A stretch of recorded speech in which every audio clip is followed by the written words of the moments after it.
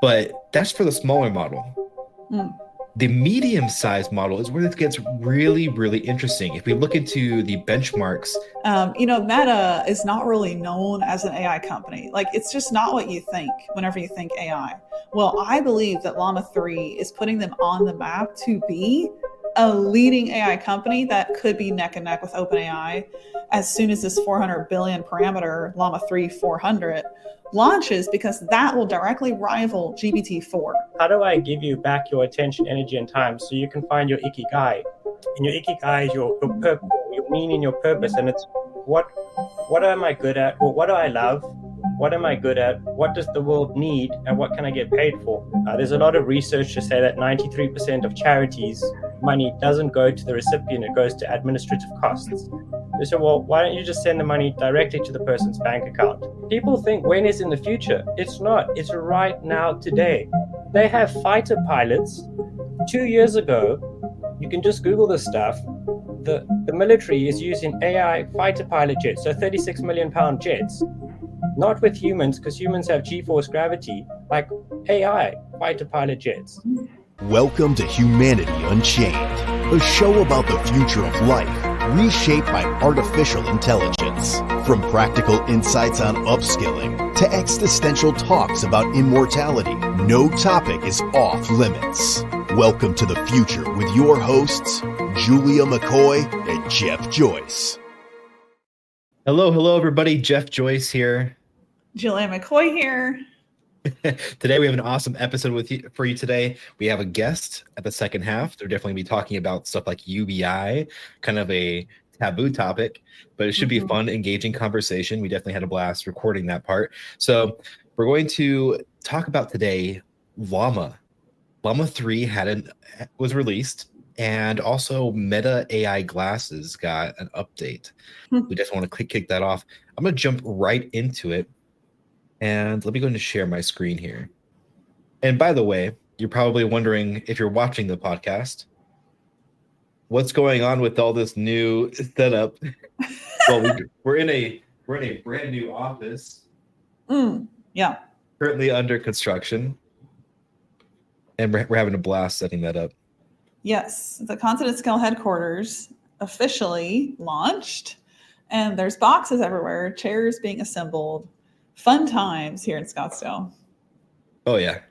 So we see Meta's Llama proves a big win for open source community. So Meta did release Llama 3, and it has proven to be pretty awesome, to be honest. And we're not even experiencing their biggest model yet.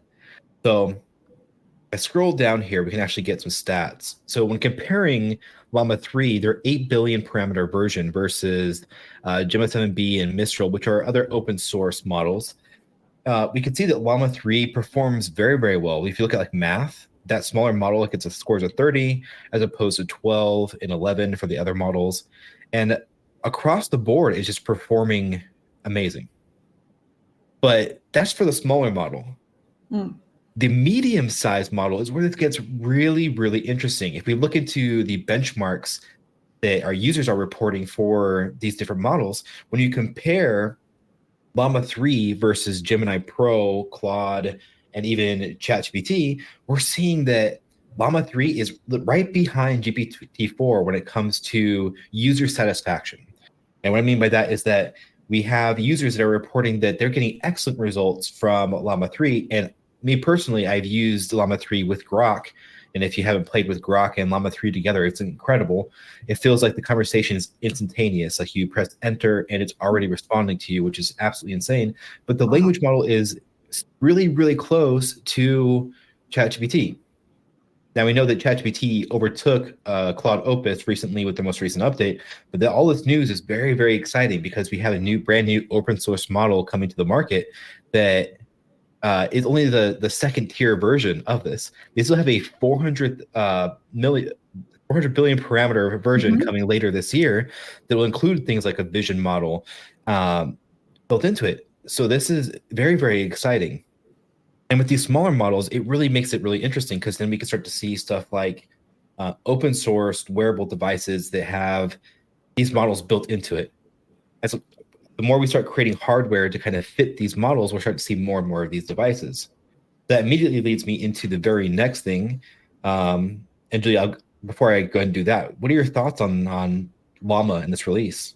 Yeah, well, I think, when Mark Zuckerberg announced this, which, I mean, as we're recording this podcast, this is like 7-day old news. I feel like it kind of shattered the AI world. And I'll explain what I mean by that.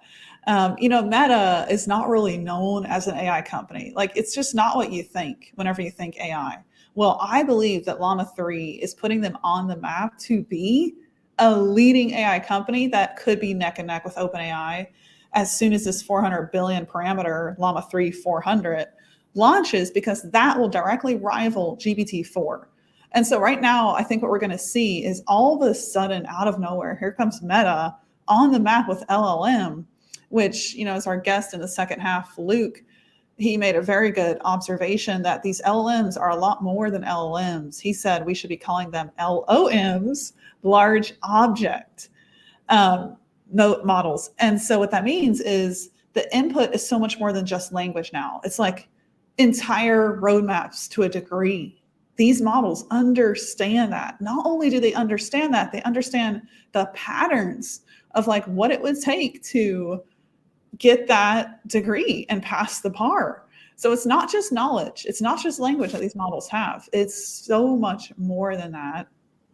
And it's interesting because I think Llama 3 really puts Meta on the map as a direct rival to OpenAI, which OpenAI hasn't really been challenged. I mean, we've seen Gemini get pretty close to GPT. We've seen Mistral. We've seen Claude. But this, as you were sharing earlier, this shows when Meta launched this, they had a graph on that page, and it's showing how Llama 3 blows past every benchmark. As soon as Mistral launched, which was, I hear, days before Llama 3 launched, Llama 3 outdid Mistral by a long distance. So now Mistral's latest model, as of like 8 days ago, is dead in the water compared to Llama 3. That's how far ahead Meta has jumped with this release. And I know you and I both, we listened to the, Jeff, you and I both listened to the podcast episode with Mark Zuckerberg on Dwarkesh Patel's YouTube channel. He's an awesome interviewer. He speaks to these founders from a place of a lot of tech knowledge. So the questions he asks about data centers, models are really, really good. So in that hour, 20-minute interview, I thought it was really interesting what Mark Zuckerberg said about open versus closed source. And he was asked that question, what do you think about closed source? And obviously Llama 3 is an open source AI, which has the entire community fascinated. So something that Mark said is he believes that open source means the advancement of AI much more quickly than closed source. So he was talking about in this interview, a world where AI is widely deployed in a way where the word he used was it gets hardened and progressive. And he said the only way to do that is to have all of these different systems in check, but also with open source capabilities. And that's a lot more healthy than a very concentrated closed source direction only. So he's in favor of both, which I am as well. I think you need closed source. You need some regulations. There are a lot of risks and dangers. Mark did talk to that as well. There's been tampering of elections, and that tampering has gotten more and more sophisticated with these models launching, deep fakes, etc. So that's a risk that they're very much aware of, and they're building, I think he said, more than 14 different checks to find these risks and basically ban and stop people from working inside that risk zone. So it's interesting to hear what Mark says, where he does believe in, you hear this from some of the best people in the industry too. Stable Diffusion's founder, Iman Mostak, Peter Diamandis. It's kind of like all innovation and all the energy pointed towards this goal of a utopian AGI can be a really good thing, as long as we have parameters for safety built in. So I really enjoyed hearing Mark speak to that. But I mean, it's amazing to see Llama 3 release and really put Meta on the map. One thing Dwarkesh asked him was, does this mean that you're basically pivoting from the metaverse? Because, you know, they laid off 20,000 employees after the metaverse didn't take off like Zuck thought it would. And he's like, you know, we're seeing the right direction to go in. And it's basically AI. AGI is the future. But he's still, like you were mentioning with the hardware and the glasses, you know, there's still ways for them to even make the metaverse better and bring people into virtual reality, which, I mean, that has a lot of dangers too. We can go there. But yes, it's pretty amazing to see this happen. Yeah, if you would have asked me, in fact, Justin and I had this conversation. If you don't know who Justin is, he's the founder of Continent Scale, who Julia and I both work for. We had a conversation about, you know, who would kind of lead the space and who our bets are on. And Meta was never in the conversation. Yeah. But now it is. And the thing is that we're seeing Meta make innovations, not just in AI, but wearables. And I've purchased quite a few wearables that I have not gotten yet. I bought the Open Interpreter, the O1, that's supposed to come later this year. The Limitless pin, I bought that as well. I just ordered the R1 as well from Rabbit. And so this Thursday, I'll be picking up a pair of these Meta glasses. And the reason being is because with this new Llama model, they're also releasing an update to the Ray-Ban Meta glasses. If you're aware what these glasses are, they are basically just a pair of sunglasses that can have transition lenses so you can wear them inside, but they have AI built into it that allows you to take pictures. It can view your surroundings and give you insights about what you're looking at, do translations. You can listen to music, take calls, all sorts of things on these glasses. But this update makes it really, really interesting, which is incorporating the Llama models into the glasses that you're using. So I'm very, very excited about wearable technology on my face when it comes to AI glasses. I think that there's so much that you can do. For instance, in our guest conversation that we have later on in this episode, he talks about doing a LinkedIn exam where he basically had to take a screenshot and then of the exam and then put that into a language model using vision to then get the answer to the questions. Well, with the glasses, you could just look at your screen, ask Meta to analyze the question and give you the answer. So that's a hacky way of using it, but it is still a cool way to use a piece of technology. And I think that we're going to see this amplify even further once we start to see, you know, these kind of the hardware catch up to the language model and the technology, or we should call it large action models, which is kind of what the transitional term has become, like we have in the next part of the conversation with our guest. But yeah, that is a fascinating conversation. I hope that you all stick around to definitely listen to that conversation because it is very insightful when it comes to kind of where we're headed when it comes to UBI, when it comes to the advancements that we're seeing in these models and why they're kind of determined as like large action models or LOM. I think he was the other one. He LLM, yep, large object models. Large object models. I like action models better. But yeah, you'll probably see a video from us probably next week about the Ray-Ban Meta glasses and using the new AI features when we have it inside the office. Julia, do you have any insights on the Meta glasses? Oh, I can't wait till you get your hands on them. I didn't know you're getting them this week, so that makes me super excited. Yeah, we'll have to get some. Yeah, I was going to surprise. Oh, that's amazing. Yeah. but I'll just reveal it because the update. Can't wait. Yeah. I mean, it's just amazing to be able to communicate with AI in a way where you're just like using your eyes. I mean, that kind of mimics the idea of Neuralink, but without, you know, opening up your skull and putting a chip in your brain, which is not something I would ever want to do. So I would prefer to wear the Ray-Ban glasses. With that, Jeff, let's head on over into our second half with Luke Warner and chat with him all about UBI, post-labor economy, all this crazy stuff. Let's head on into that conversation. See you guys there. Welcome back to the second half of Humanity Unchained. Today we have a special guest, Luke Dominique Warner.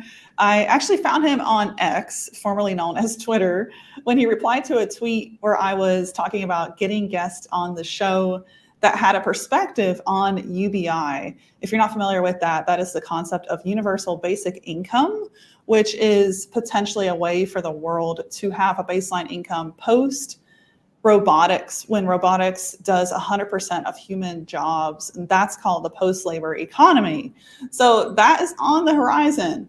As of this January, more than 2,700 AI researchers predicted the full automation of all human jobs by 2150. And if we cross-reference their prediction with the rate of acceleration, that could happen a lot sooner. So Luke, welcome to the show. Oh, thanks for having me. It's very nice to speak to knowledgeable people like yourself. Like, one of the reasons I was attracted to you is I saw your bookshelf and I was like, there's a big overlap between the books you've read and the books I've read. I wish more people read. Oh, that's amazing. Very cool. Well, I love that. I think, books provide so much knowledge, and knowledge is literally the difference between intelligence, levels of intelligence, or the lack thereof. So I love hearing that, especially that our books overlap. Jeff, I'll let you kick it off with a question for Luke. I know Jeff has been studying this as well and has a lot of thoughts that are pretty unique. How would we lead this? What kind of questions should we start with for Luke? Yeah, I think it's important for us to start with, the definition of like what a UBI even is. What does a post-labor economy even look like? I think once we define that, we can really start to get people kind of on board with the conversation. And so I want to start there. What would you could define UBI as? So I think it's helpful to contrast it with what it's not. So it's not a government grant or a safety net if you're unemployed. It's supposed to be an unconditional payment, irregardless of any demographic ties. So whether you're employed or not, no matter what color your skin is, and no matter what your financial situation is, it's a completely uniformly distributed payment. So some countries do it successfully. So I think in America, in Alaska, you've got it. In Norway, they've got it. And in some of the other oil-rich countries, they have it. So it's basically you own shares and you get dividends as a citizen from the natural resources of that country. But our natural resources are predominantly knowledge-based and technology-based. And so these companies have trillion-dollar valuations, and there's a lot of wealth to be shared. And the whole economy only really works, it's like water and electricity, is when there's a flow of current. And so if you've got stored up capital, people can't really play. So you really want people to be able to engage with each other. And so the money's got to move around, considering that we create it anyway. Now, you mentioned this is already occurring. I would love to explore that a little bit more. You said Alaska. We'll start there. What have you seen I assume, you've studied this. What have you seen they specifically implement that is UBI? So I'm not going to claim to be an expert on the specific Alaska one, but my understanding is it's the oil reserves and it gets paid to the citizens. I stand to be corrected as a dividend. But in 2014, I read a bunch of good books. One was 0 to 1 by Peter Thiel, then Bold and Abundant by Peter Diamandis. I've been part of that community for a decade. And there was a book that really flipped me by Rutger Bregman called Utopia for Realists. And they had dozens and dozens of UBI studies around the world, basically showing that net people are not going to get drunk and fall asleep on the couch. Like 2% of people will get drunk and be lazy. But they basically showed through hundreds of UBI studies. Currently, there's one in Canada right now for £2,000 a month, and there's one in the UK right now for £1,600 a month. And what these studies showed is that women would leave abusive relationships, and people would leave jobs that didn't have meaning and purpose or didn't respect their morals, ethics, values, and principles, and people would upskill themselves educationally. So we don't need to experiment with UBI anymore. We've run hundreds of experiments globally, and you can just do desktop research, or you can read, there's dozens of books on UBI, and they go through all the case studies. So I've been on a personal mission since 2014 to build the infrastructure for UBI distribution. And I can tell you a bit more about that later if you're interested. Yes, let's go there. I'd love to hear more about that. And just a quick note, I completely agree. I actually am getting ready to publish on my YouTube channel a video called The Road to UBI, and 100% referencing the studies you exactly mentioned. People that are seeking jobs actually have more time to find a job that aligns with their values versus the person driven by the need to pay their bills. That need is often stress related. It induces things like inflammation, more diseases. So not only do you have a better quality of job, you can actually have better quality of health with a baseline income. So, and what you were saying about being able to leave an abusive relationship, I saw that too in the studies, and that is really powerful. You know, I've had firsthand experience having to leave a situation I grew up in, and my income provided me a way out of there. So all of that, very well said. Yeah, but let's go into like, what have you been doing since 2014? That's pretty interesting. I feel like I'm speaking to the converted here. You just hit on so many points that now I'm just going to repeat myself. About 2 years ago, I was publishing a book called Blockchain is Karma, A Path to Universal Basic Income. I recently published it on Amazon, and you can get it for free on my website. So it's paid on the paid channels, and it's free on the social media channels. And it's called Vitruvian Epoch. It's the ikigai of art, spirituality, business, and technology. And my hope, so I did an electrical engineering degree with a triple major, nuclear power, mobile broadband networks, and digital signal processing. And I'm now doing an MBA in artificial intelligence, or an MBA with a specialization in AI. And the goal for technology has always been like, how do we free humanity, not from labor, because you get labors of love, but from repetitive, dull, dangerous, boring, like types of tasks. And the vision should really be, how do you free up people's core resources? So your core resources are attention. It's 1,000 times more powerful than money. Then you've got energy, 100 times more powerful. Then you've got time. And energy times time is power, and that's your electricity bill or your phone data bill. So everybody has attention, energy, time, and power, and they can exchange that. The masculine energy of power is money and technology, and the feminine energy power is sexual energy for creativity. And so the goal for me of universal basic income is to say, well, how do I give you back your attention, energy, and time so you can find your ikigai? And your ikigai is your purpose, your meaning, your purpose. And it's what am I good at? Well, what do I love? What am I good at? What does the world need? And what can I get paid for? And what the world needs is the UN Sustainable Development Goals. There's 17 of those, whereas the collective society, we said these are the 17 big things that as 8 billion people we face. So I started, we started out as like idealists at university. We wanted to build this thing called the City of Light, where either we're going to buy like a piece of desert or an island, or we're going to stitch some container ships together. We're just going to start from scratch. And I was inspired by a guy called Jacques Freres, and it was all about resource-based economies.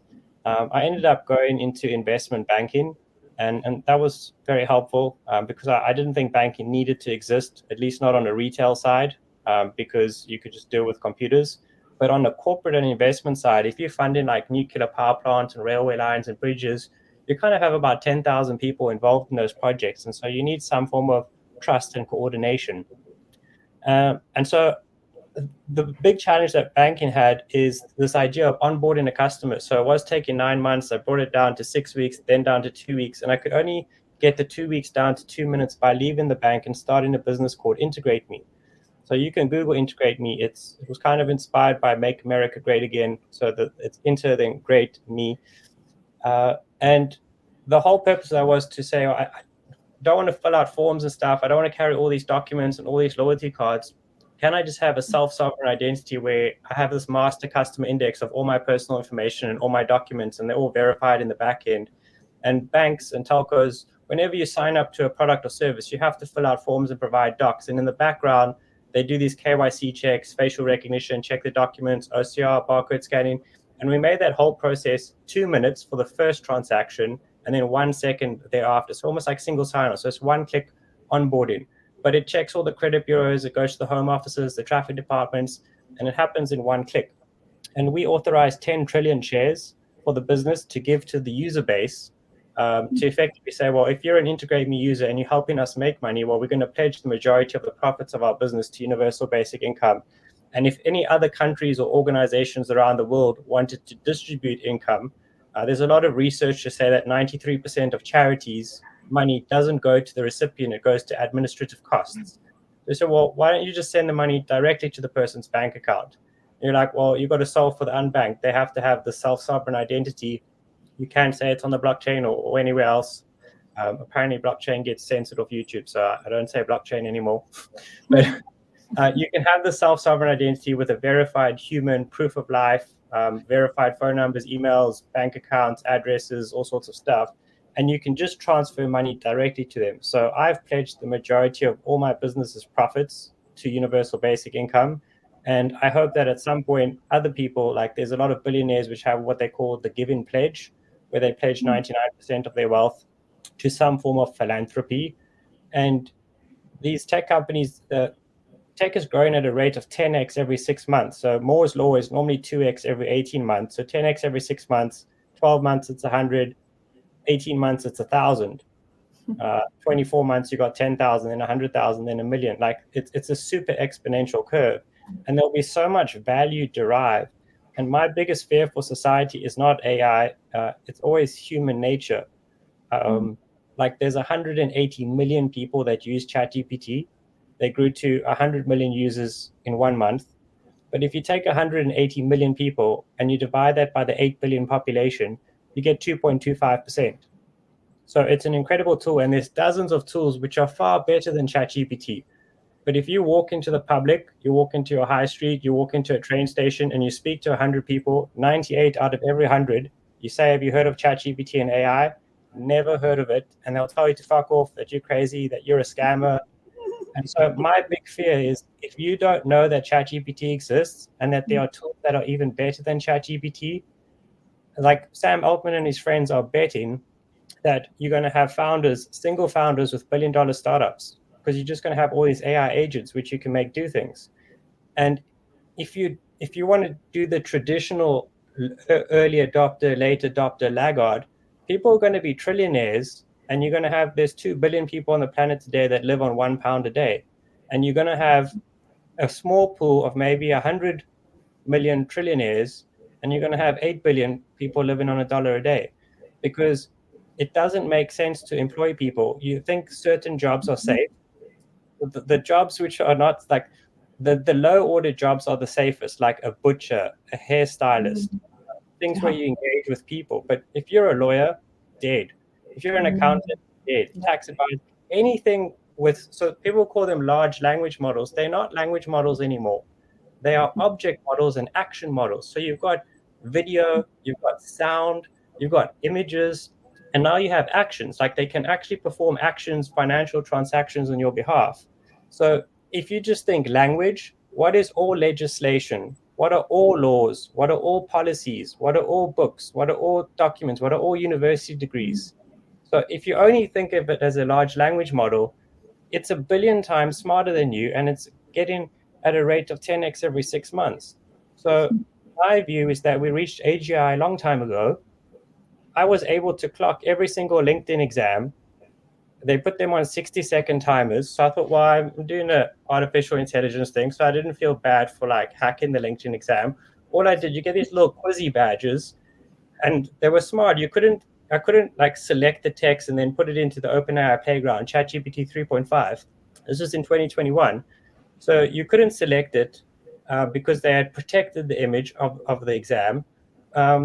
And they put a 60-second time on it. So all I did is I said screenshot, then I opened up a different tool which says image to text, like transcription. And then I put it into the OpenAI playground, and I was basically just rushing for the 60-second of time. And I aced every single one of those things that you needed a 4-year degree for. Wow. So it's not, I always say it's why, what, who, when, and how. If it's the how is your 4-year degree. They can ace any exam, and it doesn't matter that they can ace it. It might take you 3 hours to write the exam. It can ace the exam in 3 seconds. So the why is, why do you wake up in the morning? What's your purpose? What's your meaning? What is like, what are you doing? Who do you serve? Leadership is about service. So you find your gift and you give it to humanity. When people think when is in the future, it's not. It's right now, today. They have fighter pilots. 2 years ago, you can just Google this stuff. The military is using AI fighter pilot jets, so 36 million pound jets, not with humans, because humans have G-force gravity, like AI fighter pilot jets. For me, AGI, it's already been here for a long time. It's, for me, ChatGPT has 2% market share in the world. It's literally those who are 1 billion times more capable than others. how do you get 100% market adoption? If they don't want to adopt it, well, there's going to be trillionaires and there's going to be £1 What an interesting thought process to follow. I think that you shared so much that, what makes sense to me, and Jeff, you can tell me what you think too, is, we have Luke back because the main thing we want to do, we're going to wrap up here, is not overwhelm people. And I think one core point that you got across that is so critical, to me as well, in my role as president at Continent Scale, going out and speaking, educating people, it's just to make people aware. I think it's interesting what you said. You go to a train station and 98% of those people gathered there don't even know what ChatGPT is. And that's interesting. Over here in America, I think it depends on where you go. In Arizona, I found surprisingly, whether it was a barista at a coffee shop or somebody in a retail chain checking me out or somebody in a grocery store, the majority of people here know what ChatGPT is. So it's interesting to see like that divide right across the country. If I went into the small villages, it was probably like 1 out of every 1,000 people knew. And as an entrepreneur, you just eat rejection for breakfast. But when I went into the center of London, like where there's more affluent people, I found like 5 out of every 100 people knew. But of those 5 people that knew, and this was as recent as a week ago or a couple of days ago, of the 5 that knew, probably 3 of them said, yeah, I used it and I didn't really, I don't know what the fuck it was about. Like I didn't get it. And I was like, you're sitting on super intelligence. Like 99% of the answer is the question. And they're like, no, I needed sophisticated prompts. I'm like, no, you needed a question. If you ask great questions, you get great answers. You ask vague questions, you get vague answers. Very true. So, garbage in, garbage out. In my opinion, I do consulting. I actually consulted indirectly for OpenAI and Google about 2 years ago to say, how do we do royalty distribution to artists? And we've built a solution for the Vitruvian Key where you can do one-click raises and one-click royalties to fans. And it's just so people will hire me and pay me exorbitant fees to automate their business. And so the directors and the CEO and the shareholders love me. And then the other 5,000 staff members hate me because in a couple of days, like you can say, I've given you back 99% of your time. And then they're like, oh shit, I can't just say I sent 5 emails for the day. I've now got to learn something different. Like people are so happy in knowing what their day-to-day is and it being predictable, and like they can plan their week and they can plan their holidays. And now you're effectively saying, well, all that boring, dull, repetitive work, it's gone. It's all automated. Yeah. And then you challenge people to say, well, what is your purpose? Like explain what an ikigai is to them. And very rarely, like 1% of the time, people love what they do, but 99% of the time they hate what they do. They only work to pay bills. And then you'll say, well, what if we give you the gift of being able to follow your dreams? And most people don't think that they never thought about the possibility of following their dreams. Yeah. And now we actually have a path to do that. Well, it's been amazing to hear your thoughts, Luke, and see your journey since 2014 working on UBI. I think you're doing great work. And even though you might feel alone in this, keep going. Keep pushing. Well, last year, as a gift from your side, you're much more well socially connected than me. I've had a lot of YouTube channels banned because apparently talking about UBI is not a popular thing, and talking about blockchain and self-sovereign identity is also not a popular topic. But if you could just introduce me to 2 or 3 other podcasters, I'll be so grateful. Yes. And for those of you listening, this is Luke Dominique Warner. Definitely follow him on X. Look up the books he mentioned. And again, we really appreciate your time. Thank you so much for being here. Thank you so much.